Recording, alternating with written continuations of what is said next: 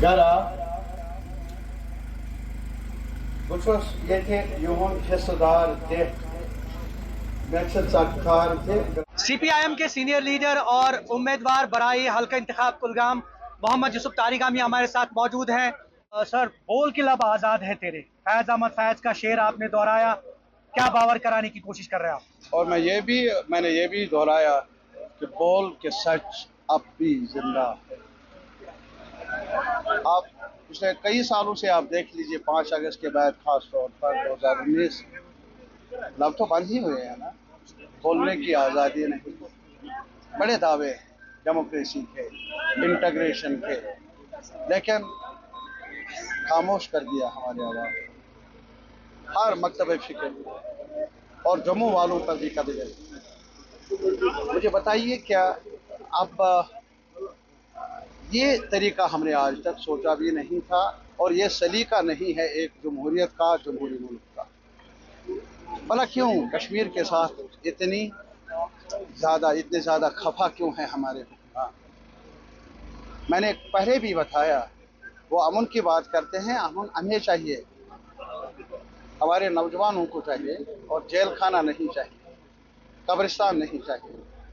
हमारे नौजवान, हम लोग जिंदा रहना चाहते हैं। दुआएं मांगती हैं हमारी माएँ बहनें कि हमारे बच्चे नौजवान वापस घरों को सलामती से आए। क्यों हुआ ऐसा, कभी बात कर लें, असेंबली में भी बोले इन सवालात पर।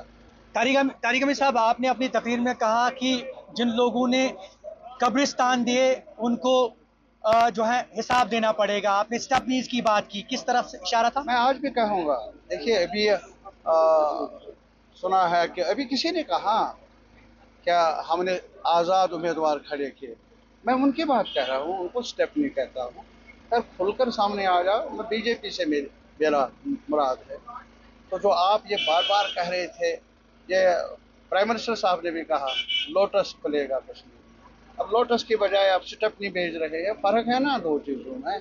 खुलकर सामने आ रहा, और उनसे भी मेरा जो स्टेपनी बनने के लिए आमादा है, अपने गिरेबान में जाकर देख लीजिए, कल क्या था, आज क्या है। ये बोली में इतना तजाद क्यों, इतना फर्क क्यों, चेहरा बदलने में इतनी मजबूरी क्यों? मेरा भी अधिकार है ना पूछने का, शहरी होने के लिए। ये जो आपने कहा कि प्रॉक्सीज वगैरह, तो वो प्रॉक्सीज वगैरह या फिर कई जगहों पे ऐसे उम्मीदवार खड़ा करना, इन सारी चीजों को आप क्या एक सियासी तब्दीली समझते हैं या फिर जानबूझ के ये जो है? सियासी तब्दीली नहीं, सियासी तब्दीली होती खुलकर सामने आ जाए, कोई हमें एतराज नहीं। अपना प्रोग्राम लेकर आ जाए। वो जो कल तक का प्रोग्राम था वो लाए ना सामने, यकायक तब्दीली क्यों? और गुन खाए और फिर ये कहे मस्जिदों में जाकर, एक तरफ हमारी सरकार कहती है क्या जो मेन स्ट्रीम पार्टीज है वो अपीजमेंट कर रही है, वो अलगाववाद है, वो सेपरेटिस्ट है।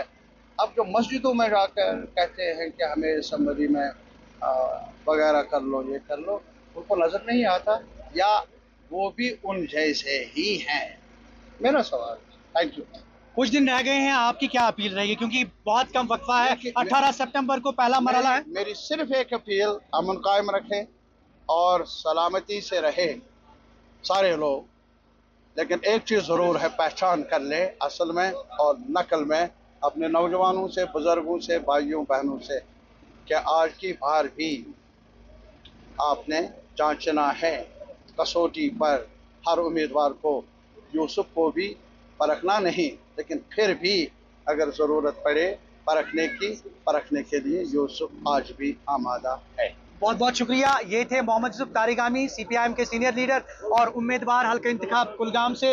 इनका यही कहना कि परखने की जरूरत है। इस बार जो है सच और झूठ का फैसला आवाम को करना है। असेंबली इंतखाबात बहुत ज्यादा मायने रखते हैं और आने वाले वक्त में लोगों को निकलना चाहिए, नौजवानों को निकलना चाहिए, अपने वोट का सही इस्तेमाल करना चाहिए। ज़ोहर रिजवी, न्यूज़ 18 नेटवर्क, यारीपुरा, कुलगाम।